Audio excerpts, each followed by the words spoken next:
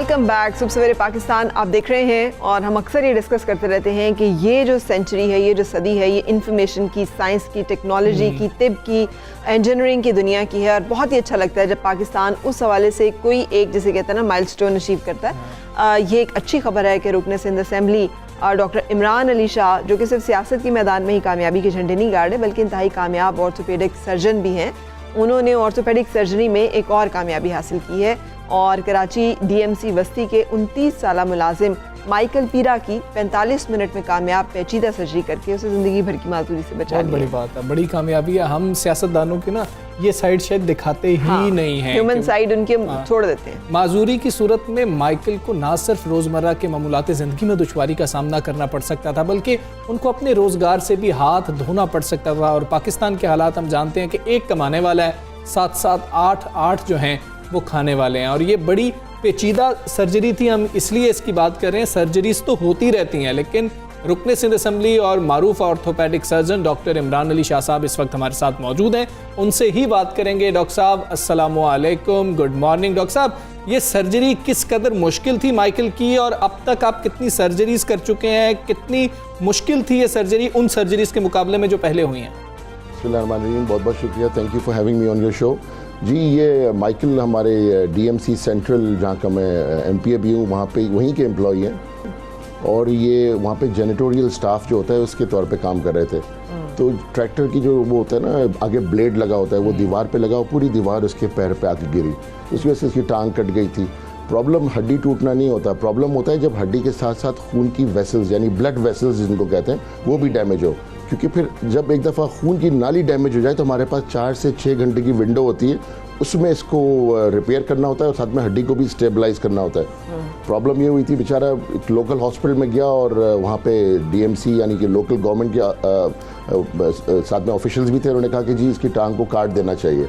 अब आप just imagine करें, हमारे जैसे मुल्क में जहाँ पे ऑलरेडी लोग इतनी पॉवर्टी लाइन में हैं, ख़ास तौर से इस लेवल के वर्कर्स जो होते हैं, उसकी आप टांग काट दें, 29 ईयर ओल्ड की, 30 साल के बच्चे की टांग काट दें। तो फिर खैर बहरहाल मुझे कमिश्नर डीसी साहब ने कॉल की, कहा कि डॉक्टर साहब ये पेशेंट है हमारा, आप ज़रा प्लीज़ देख लें, ज़्यादा अफोर्डिंग भी नहीं है पेशेंट। तो बहरहाल वो मेरे पास आया और फिर मैंने इसकी, क्योंकि ये एक बाहर की एनवायरनमेंट में चोट लगी थी, यानी कि फुटपाथ पे चोट लगी थी, तो अंदर कचरा और बजरी बहुत ज़्यादा अंदर थी उसके गोश्त के दरमियान और हड्डी के दरमियान। तो सफाई करके इसकी हड्डी को स्टेबलाइज किया गया, इसकी ब्लड वेसल्स को खोला गया, तो अल्हम्दुलिल्लाह इसकी टांग भी बच गई और इंशाल्लाह ये चलने फिरने के काबिल हो जाएगा।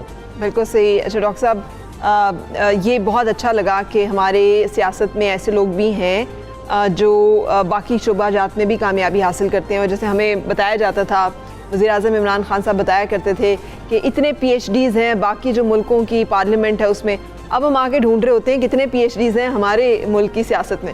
तो अब आप बताइए कि कितना मुश्किल है कि साथ साथ प्रैक्टिसिंग मेडिकल जो है उसको लेके चलना और साथ साथ सियासत को। वो कहते हैं सियासत के सीने में तो दिल नहीं होता और तिब जो है वो मुसलसल एक हसास दिल मांगता है। जी, मैं आपको बहुत इंटरेस्टिंग बात बताता हूँ। 2003-04 में जब मैंने पाकिस्तान तहरीक-ए-इंसाफ ज्वाइन की थी, तो उस वक्त मुझसे काफ़ी पार्टी के लीडर्स ने भी ये बात की थी और खान साहब ने भी, हमारे प्राइम मिनिस्टर साहब ने भी कहा था कि डॉक्टर साहब आप लोग इतने बिजी रहते हैं, आप 8, 10, 12 घंटे काम करते हैं, आप कैसे सियासत को टाइम दे पाएंगे? तो मैंने एक ही बात की थी उस वक्त भी और अभी भी ये कहूँगा, जो कि अप्लाई होना चाहिए पाकिस्तान की एंटायर पॉलिटिक्स में, नेशन वाइड, कि कभी भी सियासत में एक पॉलिटिशियन को प्रोफेशनल नहीं होना चाहिए। There is nothing like a professional politician. Politician की अपनी डे जॉब होनी चाहिए, एक ज़रिया होना चाहिए उसके पैसे कमाने का।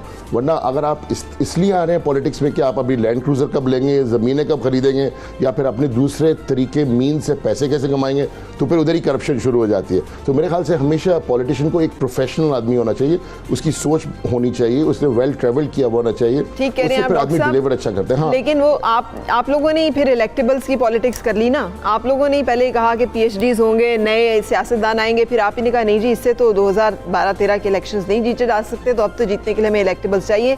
तो तमाम जमातों के लोग जो हैं वो अब तहरीक इंसाफ में शामिल हो गए। तो आपने तो खुद अपनी पॉलिसी से डिविएट कर दिया, अब आप फिर उसी की हमें बात सुना रहे हैं। बिल्कुल सही है। मैं अभी भी इस बात पर स्टिक करता हूँ कि मेरे ख्याल से आदमी को एक प्रोफेशनल होना चाहिए। और पॉलिटिक्स देखें कॉमन सेंस होती है।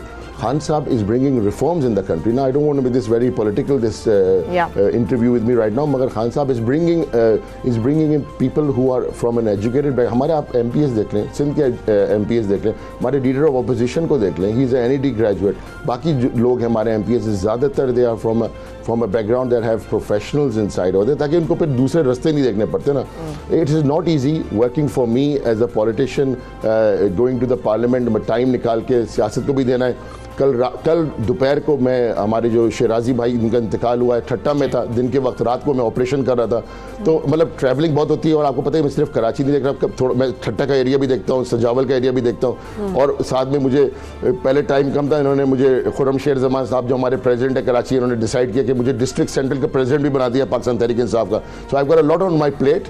अब जब तक मैं कर सकता हूँ मैं कर रहा हूँ, मगर जब मैं समझूंगा कि मुझसे कोई ओहदा या कोई जिम्मेदारी नहीं की जा रही, तो आदमी को इसमें कोई गिल्ट नहीं, आदमी की कोई शर्म की बात नहीं होती। अगर कुछ नहीं कर पा रहा, कोई ओहदा नहीं कर पा रहा, तो कहते हैं भाई मैं इसको डिलीवर नहीं कर सकता, मेरी जगह मैं किसी और को दे देता हूँ। तो खैर बहरहाल इंशाल्लाह बार हम लगे रहेंगे इंशाल्लाह to serve the country at whatever capacity I. Doctor साहब ये बता दीजिए कि अगर हम पढ़े लिखे नौजवानों से बात करें तो वो कहते हैं भाई हम सियासत में नहीं जाना चाहते हैं, क्योंकि सियासतदानों को शायद अच्छा समझा नहीं जाता, और सियासतदानों ने खुद भी दूसरे सियासतदानों का इमेज ये बनाया है, जो डॉक्टर्स हैं, इंजीनियर्स हैं, जिन्होंने PhD की है, पढ़े लिखे नौजवान हैं, अच्छे वकला हैं, आप उनको क्या कहेंगे कि सियासत के शोबे में आना चाहिए, नहीं आना चाहिए? उनको कैसे मोटिवेट किया जाएगा जब सियासतदान एक दूसरे को चोर, डाकू, करप्शन की दास्तानें आएंगी, वो कहेंगे हम पढ़े लिखे लोग हैं, हम वैसे कमा लेते हैं? देखिए मैं आपको बिल्कुल बताऊं एक बात कि पिछले तकरीबन 2-2.5 साल से जब से मैं MPA बना हूं नॉर्थ आज़ाबाद कराची का, मेरी जो सर्कल थी मैं ज़्यादातर डॉक्टर्स, इंजीनियर्स, बैरिस्टर्स, इनके साथ ही मेरा उठना बैठना होता था। मैं तो किसी हल्के में जाके नहीं बैठता था, किसी यूनियन काउंसिल में जाके नहीं बैठता था, या ऐसी कोई पॉलिटिकल एक्टिविटी मेरी नहीं होती थी। अब ज़्यादा हो गई है over the last few years. और जो मेरे दोस्त थे, जैसे मैं आपको एग्जांपल दूंगा, एक बैरिस्टर साहब है जो डिफेंस में काम करते हैं, वो इंस्पायर हुए कि डॉक्टर साहब when you can do it, when you can deliver, जब आप हक और सच की बात कर सकते हैं on the platform to deliver to the public, public awareness तो हो कि सच क्या है गलत क्या है। तो बैरिस्टर्स, एक मैं शायद नाम नहीं लेना पसंद करूंगा, एक बहुत बड़े हमारे डिज़ाइनर है पाकिस्तान के जो कराची में बेस्ड हैं, वो भी पाकिस्तान तहरीक इंसाफ ज्वाइन कर रहे हैं। इसके अलावा इतनी सारी पॉलिटिकल फिगर्स हैं जो अपोजिशन पार्टी की भी है और रूलिंग पार्टी की भी है जो ज्वाइन करें, जो जिनसे मेरा वास्ता रहा है। तो मेरे ख्याल से जब कोई देखता है कि एक एग्जाम्पल सेट हो गई कि यार एक बंदा जो 5, 10, 15 घंटे काम करता है, उसके अलावा वो पॉलिटिक्स को टाइम दे रहा है और डिलीवर कर रहा है, मेरी तरह और भी हैं, मैं वाहिद नहीं हूँ कराची में या सिंध के अंदर, तो लोग खुद ब खुद आते हैं। तो ऐसे बहुत सारी नाम है जो मैं अभी नहीं कहूँगा कि बहुत से लोगों ने ज्वाइन नहीं किया, अभी ऑफिशियली आपके सामने आ जाएगा इन द नेक्स्ट 1-2 मंथ्स कि ये लोग एक्चुअली स्ट्रीमलाइन पॉलिटिक्स में आना चाहते हैं। उनको कोई पैसे बनाने के लिए नहीं आ रहे, they are already well off, Allah का शुक्र है उनके लिए, उनके पास सब कुछ है, वो सिर्फ डिलीवर करने आ रहे हैं for the betterment and prosperity for Pakistan. बिल्कुल सही, बहुत बहुत शुक्रिया। You truly is a positive, और अल्लाह करे कि हमारी सियासत का वाकई मिजाज बदले, पढ़े लिखे, और जैसे उन्होंने खुद कहा है कि वो लोग जिन्होंने पिछले इलेक्शन पे जो पैसे लगाए हैं वो पूरे ना करने हो और अगले इलेक्शन के पैसे ना निकालने हो, और उनके अलावा ऐसे लोग भी आए जिनका ख़ानदानी सियासत से, जिनका वैसे सियासत से ताल्लुक़ नहीं हो, सर्व करने के जज्बे के साथ। बिल्कुल ऐसे ही हमारे साबिक वज़ीर-ए-आज़म शाहिद खाकान अब्बासी साहब पढ़े लिखे आदमी, इंजीनियर, और आपके हमारे मौजूदा सदर डॉक्टर साहब हैं, तो पढ़े लिखे लोग मौजूद हैं, हम उनको शायद देखते नहीं हैं, उनको साइड पे कर देते हैं। हम वही बात करते हैं जो सियासतदान एक दूसरों के ऊपर कीचड़ उछालते हैं। पढ़े लिखे लोगों की हमारी सियासत में बहुत ज़्यादा ज़रूरत है, पाकिस्तान की बेहतरी के लिए, अच्छी पॉलिसीज़ के लिए, पढ़ी लिखी पॉलिसीज़ के लिए। हमें एक ब्रेक लेनी है, ब्रेक के बाद फिर आ सकते हैं।